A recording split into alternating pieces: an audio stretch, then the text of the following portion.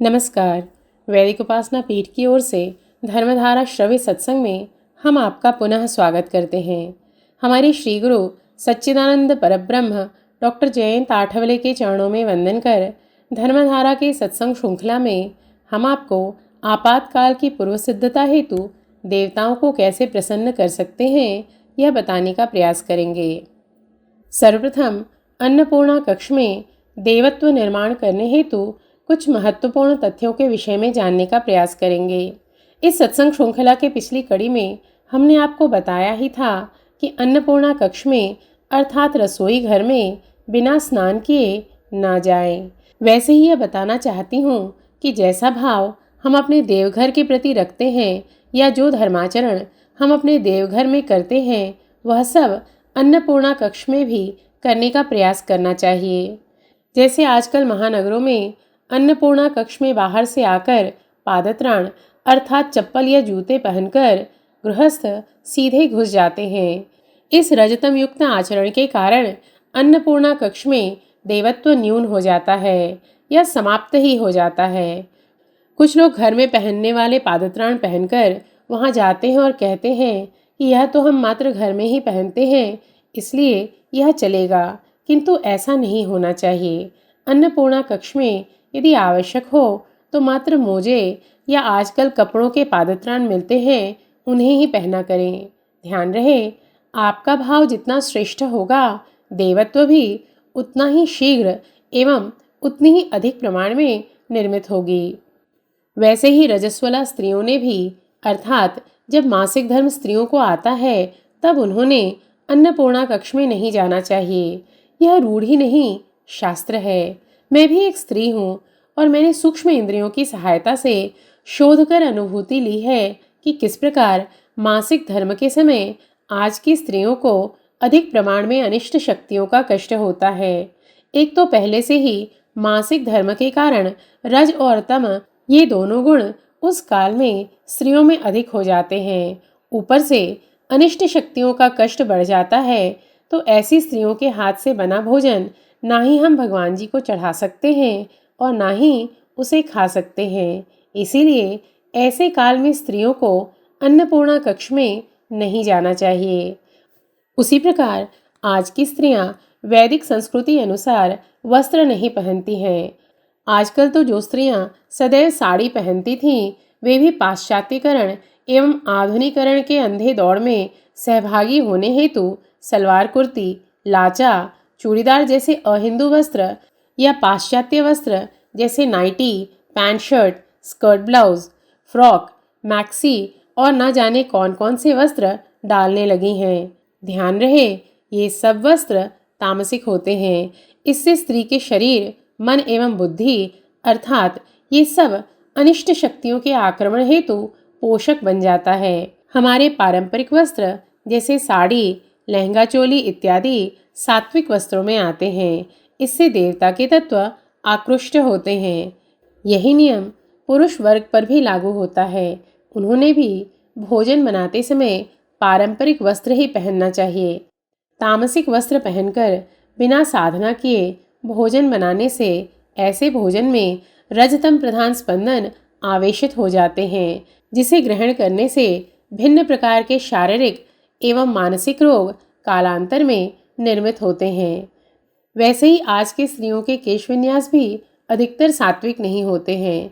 शास्त्र कहता है खुले केश में कभी भी भोजन नहीं बनाना चाहिए, क्योंकि एक तो भोजन में केश जाने की संभावना रहती है जिससे भोजन दूषित हो जाता है, एवं शास्त्रों में कहा गया है कि ऐसे भोजन को कदापि ग्रहण नहीं करना चाहिए, उसे विषतुल्य ही समझना चाहिए। ऊपर से बिना तेल लगे खुले केश से जो घर्षण उत्पन्न होता है उससे स्त्री के मन एवं बुद्धि पर सूक्ष्म काला आवरण निर्मित होता है, जिससे भोजन बनाते समय अनावश्यक या नकारात्मक विचार आना जैसे कष्ट होते हैं एवं भोजन सूक्ष्म रूप से दूषित हो जाता है। वस्तुतः स्त्रियों ने केश काटने ही नहीं चाहिए। केश में स्त्रियों की शक्ति संग्रहित होती है, जिससे उनका अनिष्ट शक्तियों के कष्ट से रक्षण होता है एवं उनमें दैवी गुणों की वृद्धि होती है। भारतीय संस्कृति में स्त्री को शक्ति का प्रतिरूप माना जाता है। इसलिए पूर्व काल में स्त्रियां कभी भी केश नहीं काटती थीं एवं अपनी नैसर्गिक दैवी शक्ति को संग्रहित करने का प्रयास करती थीं, जिससे उनमें भी अनिष्ट शक्तियों की लड़ने की क्षमता निर्मित होती थी एवं उन्हें जननेंद्रियों से संबंधित कष्ट भी कम प्रमाण में होते थे।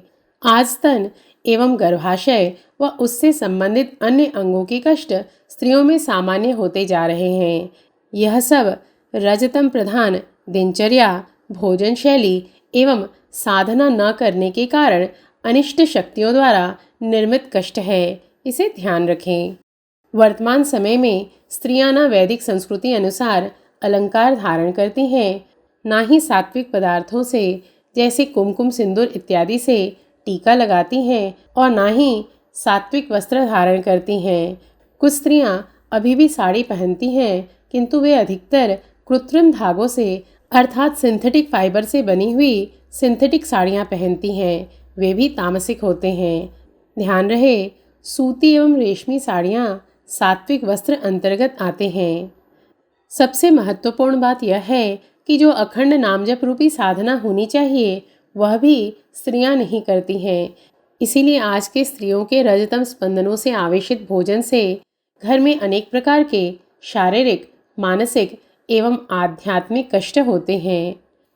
मेरा लालन पालन एक कर्मकांडी पुरोहित परिवार में हुआ है एवं हमारे माता पिता साधना तो करते ही थे, साथ ही वे धर्म पालन भी करते थे। मैंने अपनी माताजी को कभी भी अपने केश काटते हुए या खुले केश में नहीं देखा था एवं साड़ी के अतिरिक्त वे और कुछ भी नहीं पहनती थी। इसलिए उनके हाथों के बने भोजन में अत्यधिक स्वाद होता था। इसका मुझे तब भान हुआ जब धर्म प्रसार के मध्य अनेक घरों में मेरा रहना हुआ एवं मैंने स्त्रियों को रजतम प्रधान आचरण करते हुए देखा।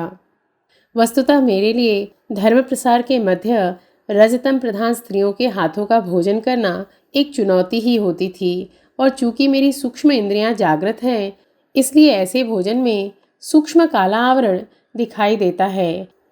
यह सब देखकर व जानकर उन्हें खाना कितना कठिन होगा आप सोचें। किंतु हमारे श्री गुरु ने हमें नाम जप और प्रार्थना की विधा सिखाई है, इसलिए मैं ऐसे भोजन को भिक्षा का अन्न मानकर अपने श्री गुरु से प्रार्थना कर उन्हें महाप्रसाद मानकर ग्रहण करती आई हूँ एवं ऐसी स्त्रियों को साधना बताने का प्रयास भी करती रही हूँ। किंतु आज मेरे जैसे कितने लोग होंगे जो भोजन करते समय इन सूक्ष्म तथ्यों को समझ पाते होंगे। इसीलिए ऐसे भोजन ग्रहण करने से लाभ कम एवं हानि अधिक होती है। अतः स्त्रियों भोजन को महाप्रसाद बनाने की कला सीखें एवं अपने अन्नपूर्णा माता के कक्ष में भाव से व सात्विक आचरण से सेवा करना आरंभ करें। तभी आपातकाल में माता अन्नपूर्णा की कृपा आपके अन्नपूर्णा कक्ष में बनी रहेगी। रजस्वला के साथ ही जन्मसूतक एवं मृत्युपातक संबंधी भोजन नियमों का भी पालन अन्नपूर्णा कक्ष में आरंभ करें। आप में से कुछ लोग कहेंगे कि आजकल तो एकल परिवार व्यवस्था है, तो ऐसे नियमों का पालन करने में हमें अत्यधिक अड़चनें आएंगी। धर्म हेतु कष्ट उठाने से ही देवतागण प्रसन्न होते हैं। इसलिए देव कृपा चाहिए तो धर्म पालन करें। विशेषकर आने वाले काल में जब सर्वत्र अन्न सहज उपलब्ध नहीं हो पाएगा, तो ऐसे में अन्नपूर्णा माँ की कृपा हम सबके लिए अति आवश्यक होगी, क्योंकि माँ अपने बच्चों को कभी भी भूखा नहीं सोने दे सकती है।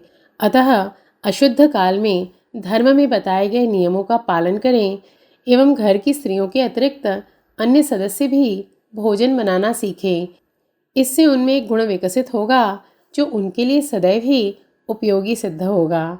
अपने श्री गुरु के चरणों में कृतज्ञता व्यक्त कर आज का सत्संग इन्हीं शब्दों के साथ यहीं समाप्त करती हूँ। धर्मधारा के सत्संग श्रृंखला में ऐसे ही कुछ महत्वपूर्ण तथ्यों को लेकर पुनः उपस्थित होंगी। तब तक के लिए नमस्कार।